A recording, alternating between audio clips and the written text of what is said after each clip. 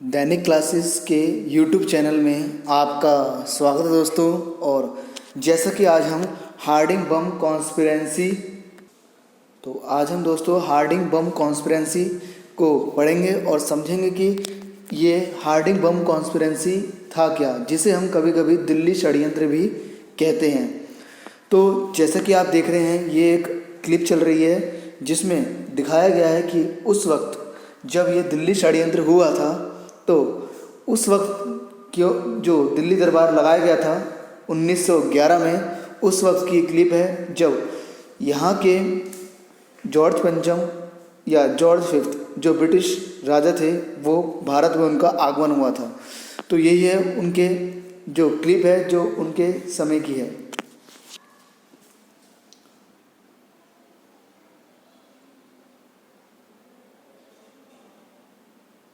तो चलते हैं दोस्तों बिना देरी करते हुए आज के जो टॉपिक है जिसे हम कहेंगे हार्डिंग बम कांड या हार्डिंग बम कॉन्स्पिरेंसी, जो घटना इतिहास में दर्ज है दिल्ली षड्यंत्र के नाम से या दिल्ली कॉन्स्पिरेंसी के नाम से। तो शुरू करते हैं आज की टॉपिक को। अगर आपने दैनिक क्लासेस को सब्सक्राइब नहीं किया है तो आप सब्सक्राइब कर लीजिएगा, क्योंकि इसी तरह के जो हिस्ट्री से रिलेटेड टॉपिक्स हैं वो इसमें डिस्कस किए जा रहे हैं डेली। तो चलते हैं आज के टॉपिक पर।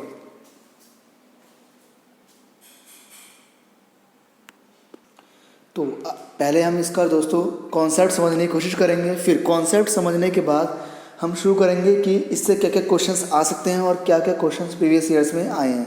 तो पहले हम समझेंगे इसका कॉन्सेप्ट। तो जैसा कि हम सभी जानते हैं कि 1919 से 1910 से 1916 के बीच में भारत का जो वायसराय था वो लॉर्ड हार्डिंग सेकंड या लॉर्ड हार्डिंग द्वितीय हुआ करता था।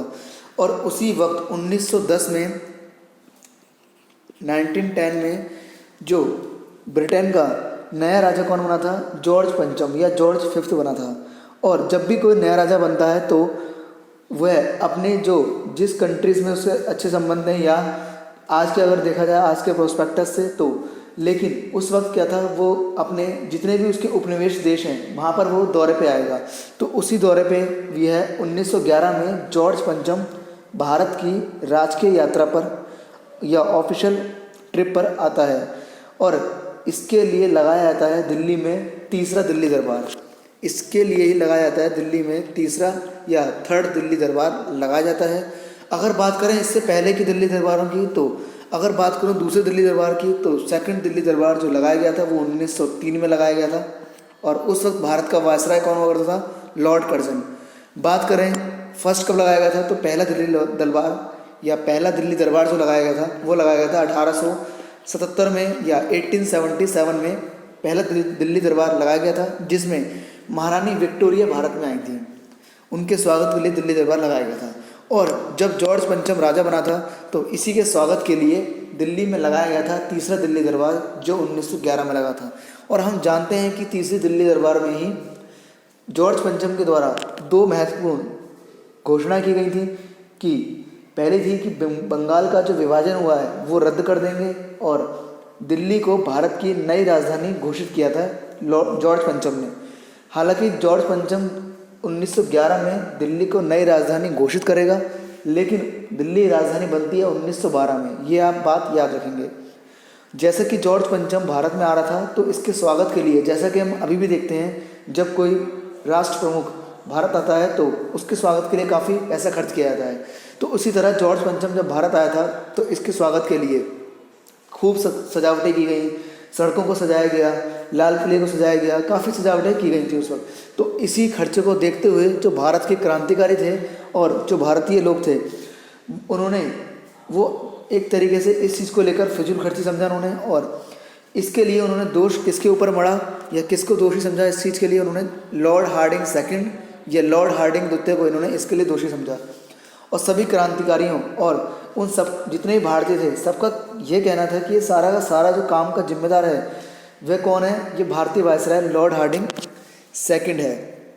और इसलिए इन सब ने आपस में जनसभा करी और तय किया कि लॉर्ड हार्डिंग पर बम फेंककर इसकी हम हत्या कर देंगे। और इसी कारण इसी को बोला गया बाद में हार्डिंग बम कांड या हार्डिंग बम कॉन्स्पिरेंसी, और इसी को एक अन्य नाम से जाना जाता है जिसे कहते हैं दिल्ली षड्यंत्र। और ये कब हुआ था? तो ये 1912 में हुआ था, दिल्ली के चांदनी चौक के इलाके में ये घटित हुआ था। बात करें ये हुआ क्यों था या हुआ कैसे था, तो जैसा कि हमें पता है कि लॉर्ड हार्डिंग जब अपने पूरे परिवार के साथ दिल्ली के चांदनी चौक से जा रहा था तो हमारे दो क्रांतिकारी थे। कौन थे दो क्रांतिकारी? तो हमारे दो क्रांतिकारी थे रास बिहारी बोस और सचिंद्र सान्याल।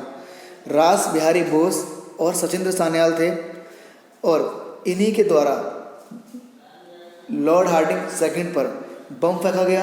अगर मैं आपको बात करूं वायसराय की, तो इसका जो काफिला होता है, आपको बताऊं तो वायसराय समझ लीजिए वर्तमान के राष्ट्रपति को समझ लीजिए आप। प्रेसिडेंट ऑफ इंडिया है वो उस वक्त वायसराय की हैसियत हुआ करती थी, क्योंकि जो राष्ट्रपति भवन है उसमें वायसराय ही रहा करता था, और बाद में वायसराय की पोस्ट को ही राष्ट्रपति में बदल दिया गया। तो समझ लीजिए कितनी पावर हुआ करती होगी वायसराय की। तो वह अपने काफिले के साथ निकल रहा था, तो उसी वक्त रास बिहारी बोस और सचिंद्र सान्याल के द्वारा लॉर्ड हार्डिंग सेकंड के काफिले पर बम फेंका जाता है। लेकिन गलती क्या हो जाती है इसमें? गलती इसमें ये हो जाती है कि इस लॉर्ड हार्डिंग सेकंड की किस्मत अच्छी निकलती है और वह इसमें मारा नहीं जाता। हालांकि वो इसमें घायल हो जाता है काफ़ी हद तक, लेकिन मारा नहीं जाता। इसमें मारा जाता है उसका ड्राइवर। इसमें बुरी तरह उसको ड्राइवर जो होता है वो मारा जाता है, और ये हालांकि मरता नहीं है, खाली जख्मी होता है। और इसी घटना के बाद क्या होता है, जो रास बिहारी बोस और सचिंद्र सान्याल होते हैं ये वहाँ से तुरंत भाग जाते हैं, और भागने के बाद जो रास बिहारी बोस थे ये वहाँ से जापान निकल जाते हैं। रास बिहारी बोस जापान निकल जाते हैं इस षड्यंत्र के बाद, और जापान में कुछ समय रहने के बाद, कुछ समय जापान में रहते हैं, और उसके बाद 1942 में रास बिहारी बोस जापान में ही इंडियन इंडिपेंडेंस लीग की स्थापना करते हैं और इसकी एक नए शुरू से शुरुआत करते हैं। और रास बिहारी बोस ही होंगे जो आने वाले समय में, या जब सुभाष चंद्र बोस की रास बिहारी बोस के द्वारा मदद की जाएगी। अब किसे मदद की जाएगी? तो आप सभी जान सकते हैं कि रास बिहारी बोस सुभाष चंद्र बोस की मदद करेंगे आज़ाद हिंद फौज के गठन में। जब हम आज़ाद हिंद फौज का कॉन्सेप्ट पढ़ेंगे तो उसमें अच्छे से आपको समझ में आ जाएगा कि जब जापान की तरफ दौरा करेंगे तो रास बिहारी बोस और सुभाष चंद्र बोस की मदद होगी, वो मुलाकात होगी, और उसी में ये मदद करेंगे रास बिहारी बोस किसकी? सुभाष चंद्र बोस की आज़ाद हिंद फौज के गठन में। अब इसके क्वेश्चंस को डिस्कस कर लेते हैं। क्वेश्चंस क्या बन सकते हैं कि हार्डिंग बम कॉन्स्पिरेंसी या हार्डिंग बम कांड किस वक्त हुआ था? तो आप कह देंगे आसानी से 1912 में हुआ था। कहाँ हुआ था? दिल्ली के चांदनी चौक इलाके में हुआ था। इसको किस अन्य नाम से जाना जाता है? तो इसे ही दिल्ली षड्यंत्र के नाम से जाना जाता है। और इस वक्त भारत का वायसराय कौन था? तो लॉर्ड हार्डिंग सेकंड था। कब से कब तक भारत का वायसराय रहा था वो? तो 1910 से 1916 के बीच में भारत का वायसराय रहा था।